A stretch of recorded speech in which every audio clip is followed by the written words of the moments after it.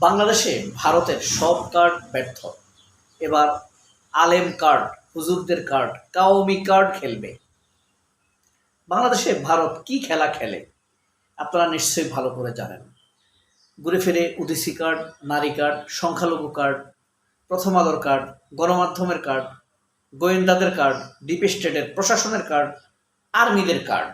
আর্মিদের ভিতরে তাদের কিছু দালাল আছে, এটা আমরা খুব ভালো করে জানি। ফাইনালি তারা কিছু সর্বশেষ আলেম কার্ড, মুসলমান আলেমদের মধ্যে বড় বড় আলেম আছে ভারতের দালাল, এবং সেটা কাওমিদের মধ্যে। আপনি একটা জিনিস খুব নিজেকে প্রশ্ন করে দেখেন, ভারতে এত বেশি মুসলমানদের উপরে নির্যাতন হচ্ছে, বাংলাদেশের কোনো আলেম দেখেছেন এটার প্রতিবাদ করতে? একজন আলেম চরমনায়ের হুজুরকে দেখেছেন প্রতিবাদ করতে? ইভেন কি কাওমিদের কথা বলছেন, চরমনায়ের হুজুর তো কাওমির মধ্যেও আবার কয়েকটা ধারা আছে। আপনি মহিবুল্লাহ বাবুনগরী, তাকে দেখছেন কখনো এটার প্রতিবাদ করতে? এবং আমি আপনাকে বলে দিই যে মহিবুল্লাহ বাবুনগরী যে আছে, যে আমাদের তরুণ আলেম আমির হামজাকে মায়ের মা বলে, আপনাদের বলেই দিই, খানকির বলে পুত বলে গালি দিছে না?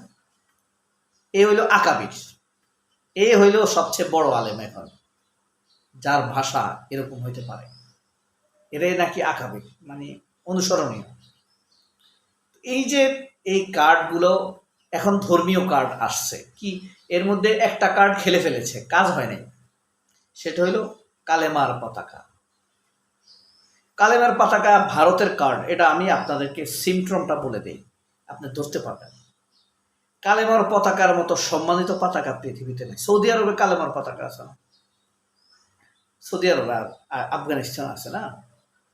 দেখেন কালেমার পতাকার নিয়ম, সৌদি আরবের পতাকা কখনো অর্ধনমিত হয় না, রাতে ঝুলে থাকে না। যদি ঝুলে থাকে সেটা আইন বহির্ভূত, সেটাই অসম্মান। তাহলে দেখেন বাংলাদেশে এই যে পতাকাগুলো টাঙাইছে, হাজার হাজার পতাকা টাঙাইছে, একটা পতাকাও দেখেছেন সন্ধ্যার পরে নামাইতে? অর্থাৎ এদের ধান্দা ভিন্ন। কালেমার অবমাননা তারাই করেছে। তারা এটা করেছে বিএনপিকে উত্তক্ত করার জন্য, জামায়াতের উপরে দোষ চাপানোর জন্য। বিএনপি উত্তক্ত হয়ে জামায়াতের উপরে ধরপাকড় করবে। হাসিনা যেমন যে কোনো কার্ডেই জামায়াতকে ধরত, ইউজ করতো চরমনাইকে, অন্যান্য কাউমিদেরকে, হেফাজতের একাংশকে, তাদেরকে ইউজ করে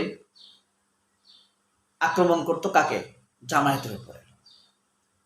ঠিক আছে, তাদের জঙ্গি মানি জামায়াত, উগ্রবাদী মানি জামায়াত, দেশ বিরোধী মানি জামায়াত, স্বাধীনতা বিরোধী মানি জামায়াত, যুদ্ধাপরাধী মানি জামায়াত, অথচ সে যুদ্ধ করেনি।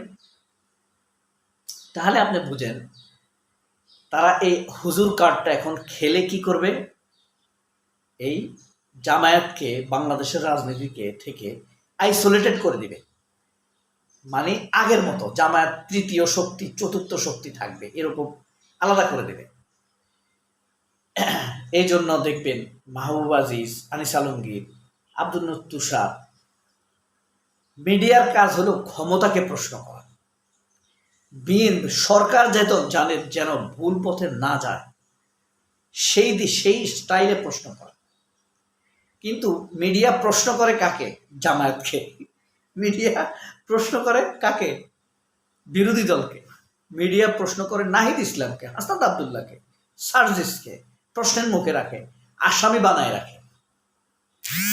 খেয়াল করেছেন? বিএনপিকে প্রশ্ন করে, অর্থাৎ এরাই ফ্যাসিবাদ। সরকারের সাথে এলাই করে বিরোধী দলকে তারা প্রশ্নের মুখে রাখে, সরকারকে প্রশ্নের মুখে রাখে না। এখানেই তাদের ধুরন্ধর কর্মকাণ্ডটা নিয়োজিত।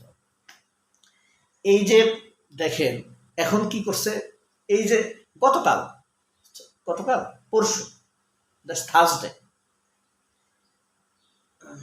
হ্যাঁ বৃহস্পতিবারেই মহিবুল্লাহ বাবুনগরী বলছেন, যতগুলো যে কয়েকটা ইসলামিক দল জামায়াতের সাথে আছে তারা জামায়াতকে ছেড়ে আসতে হবে। এটা একটা ডাক, এটা ওই যে কোথায় দাদাদের ডাক, ভারতের। হাসিনাকে ঘিরে ভারতের খেলা তো চলছে। এই মহিবুল্লাহ বাবুনগরীরা এই চরমনাই কি হাসিনাকে স্বীকৃতি দিবে, স্পেস তৈরি করার চেষ্টা করবে। It's quite impossible. উপরে আল্লাহ আছে না, এটা অসম্ভব। এটা হওয়া মানেই কিন্তু বিএনপি ধ্বংস। জামায়াতের কিছু হবে না, ঝড়ঝাপটা হবে, কিচ্ছু হবে না জামায়াতের, বিএনপি ধ্বংস হয়ে যাবে। বিএনপি টিকে থাকার জন্য বিএনপির কোনো কৃতিত্ব নাই, কৃতিত্ব এই দেশের জনগণের। মির্জা ফখরুলের কোনো কৃতিত্ব নাই, কৃতিত্ব এই দেশের জনগণের। মির্জা ফখরুল মহাসচিবের পদটাকে এনজয় করেছে সে। বিএনপির মহাসচিব অনেক বড় ব্যাপার, গানে কয়েকটা গানে ইউজ করে, কথায় কথায় বিদেশ ভ্রমণ, চিকিৎসার জন্য বিদেশ। বিএনপির মহাসচিব বিশাল ব্যাপার, সে এনজয় করেছে। অবশ্য বিএনপির মহাসচিব পদটি সবসময় বামপন্থীরা এনজয় করেছে।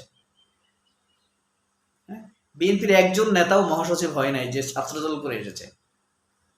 ছাত্রদলের প্রথম সভাপতি ডক্টর নাজমুল করিম জাহাঙ্গীরনগর ইউনিভার্সিটির পদার্থবিজ্ঞানের ডিন হিসেবে মারা গিয়েছেন, পরে ভিজিটিং প্রফেসর হয়েছিলেন।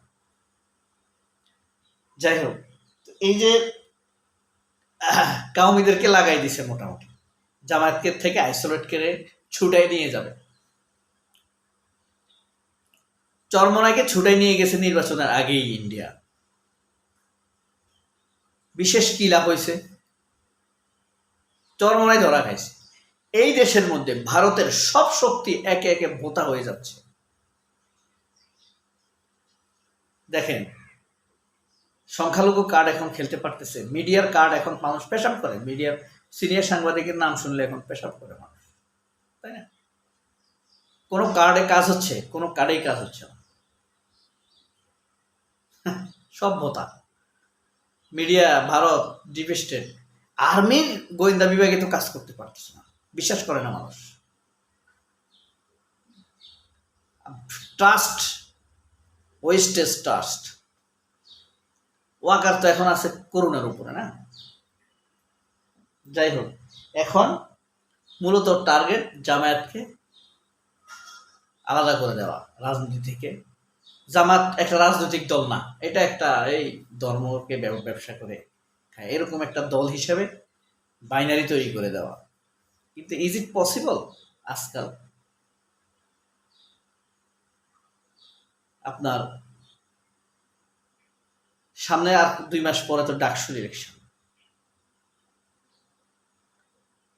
তরুণরা কিভাবে, সেটাই দেখার বিষয়। তরুণরা এখন আর ভারতকে বিশ্বাস করে না, এই হুজুরদেরকে বিশ্বাস করে না।